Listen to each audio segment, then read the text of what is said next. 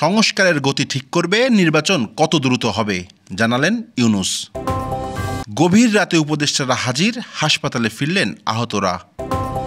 ৬০ বিঘার বেশি কৃষি জমি থাকলেই খাস। ১৯ নভেম্বর থেকে শুরু হচ্ছে বিএনপির বিভাগীয় কর্মশালা। সমন্বয় বাড়াতে ৩ কমিটি করবে বৈষম্যবিরোধী ছাত্র আন্দোলন। অভ্যুত্থান ব্যর্থ করতে চাইলে চূড়ান্ত বিপ্লব, বললেন আসিফ মাহমুদ। যেসব জায়গা থেকে উপদেষ্টা নিয়োগের কথা বললেন নূর। এক্স রে করে পেটের মধ্যে পাওয়া গেল ৮টি সোনার বার। চাকরি ছাড়লেন শহীদ আবু সাঈদের ২ ভাই। বিশ্ব ডায়াবেটিস দিবস উদযাপন। শুনছিলেন দিনের খবরের প্রধান শিরোনাম, এবার বিস্তারিত। তার আগে গ্রামের কাগজের ইউটিউব চ্যানেল সাবস্ক্রাইব করুন এবং সব খবর পেতে ফেসবুক পেজ ফলো করে রাখুন। অন্তর্বর্তী সরকারের প্রধান উপদেষ্টা অধ্যাপক ডক্টর মোহাম্মদ ইউনূস বলেছেন, তার সরকারের মেয়াদ যতটা সম্ভব কম হওয়া উচিত। এ লক্ষ্যে তারা কাজ করছেন। আজারবাইজানের রাজধানী বাকুতে COP29 জলবায়ু সম্মেলনের সাইডলাইনে বুধবার সংবাদ সংস্থা AFP-কে দেওয়া সাক্ষাৎকারে ডক্টর ইউনূস একথা বলেন। নির্বাচন অনুষ্ঠান প্রসঙ্গে এক প্রশ্নে তিনি বলেন, এটি একটি প্রতিশ্রুতি যা আমরা করেছি। আমরা প্রস্তুত হওয়ার সঙ্গে সঙ্গেই আমাদের নির্বাচন হবে এবং নির্বাচিত লোকেরা দায়িত্ব পেয়ে দেশ পরিচালনা করতে পারবে। আমরা অন্তর্বর্তী সরকার, তাই আমাদের মেয়াদ যতটা সম্ভব কম হওয়া উচিত। তিনি আরও বলেন, আগে কিছু সংস্কার প্রয়োজন। সংস্কারের গতি ঠিক করবে, নির্বাচন কত দ্রুত হবে। স্বাস্থ্য উপদেষ্টা নূরজাহান বেগমের পদত্যাগের দাবিতে রাজধানীর জাতীয় অর্থোপেডিক হাসপাতাল ও পুনর্বাসন প্রতিষ্ঠানের সামনে বিক্ষোভরত গণ অভ্যুত্থানে আহত ব্যক্তিরা হাসপাতালে ফিরে গেছেন। বুধবার দিবাগত রাত ৩টার দিকে আইন উপদেষ্টা অধ্যাপক ডক্টর আসিফ নজরুল, মৎস্য ও প্রাণী সম্পদ উপদেষ্টা ফরিদ আক্তার, যুব ও ক্রীড়া উপদেষ্টা আসিফ মাহমুদ সজীব ভুঁইয়া, উপদেষ্টা মাহফুজ আলম ও প্রধান উপদেষ্টার বিশেষ সহকারী অধ্যাপক সাইদুর রহমান পঙ্গু হাসপাতালের সামনে আসেন। তাদের দাবি পূরণের আশ্বাসে প্রায় ১৩.৫ ঘণ্টা পর সড়ক থেকে হাসপাতালে ফিরতে রাজি হন আহতরা।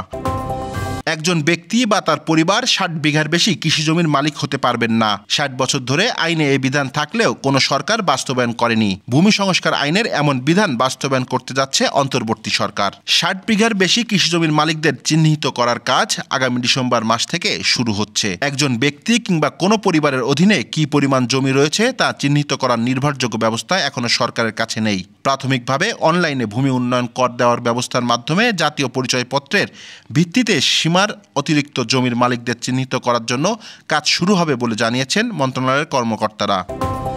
রাষ্ট্র সংস্কারের ৩১ দফা সারা দেশের মানুষের মধ্যে ছড়িয়ে দিতে বিভাগীয় কর্মশালার আয়োজন করেছে বিএনপি। ১৯ নভেম্বর রাজধানী ঢাকা থেকে এই কর্মসূচির সূচনা করার সিদ্ধান্ত নিয়েছে দলটি। এরপর পর্যায়ক্রমে অন্য বিভাগগুলোতে কর্মশালা করা হবে। বুধবার নয়াপল্টনে দলের কেন্দ্রীয় কার্যালয়ে দলটির প্রশিক্ষণ বিষয়ক কমিটির সভায় এ সিদ্ধান্ত নেওয়া হয়। কর্মসূচির অংশ হিসেবে ২৯ নভেম্বর ঢাকায় কর্মশালা অনুষ্ঠিত হবে। এরপর ২৩ নভেম্বর চট্টগ্রাম ও রাজশাহী, ২৫ নভেম্বর খুলনা, ২৯ নভেম্বর সিলেট, ২ ডিসেম্বর ময়মনসিংহ, ৭ ডিসেম্বর রংপুর ও বরিশাল এবং ২১ ডিসেম্বর ফরিদপুর ও কুমিল্লায় কর্মশালা অনুষ্ঠিত হবে। চলমান পরিস্থিতি পর্যালোচনা, কর্মসূচির রূপরেখা নির্ধারণ, কেন্দ্রীয় ও স্থানীয় সংগঠকদের মধ্যে সমন্বয় বাড়ানো নিয়ে ৪ ঘণ্টাব্যাপী বুধবার বিকেলে বাংলা মোটরের রূপায়ণ টাওয়ারে বৈষম্যবিরোধী ছাত্র আন্দোলনের কার্যালয়ে এ বৈঠক অনুষ্ঠিত হয়েছে। এতে ১৫৮ জন সমন্বয়ক ও সহসমন্বয়কদের মধ্যে উপস্থিত ছিলেন ৮৮ জন। বৈঠক সূত্রে জানা যায়, সমন্বয় বাড়াতে ৩ ধরনের কমিটি করার সিদ্ধান্ত নেওয়া হয়েছে। প্রথমত, এ সপ্তাহের মধ্যে বৈষম্যবিরোধী ছাত্র আন্দোলনের একটি নির্বাহী কমিটি গঠন করা হবে। কমিটি ২০ থেকে ২২ সদস্যের হবে। সেখানে ঢাকা বিশ্ববিদ্যালয় সহ অন্যান্য পাবলিক ও প্রাইভেট বিশ্ববিদ্যালয়ের সমন্বয়ক থাকবেন।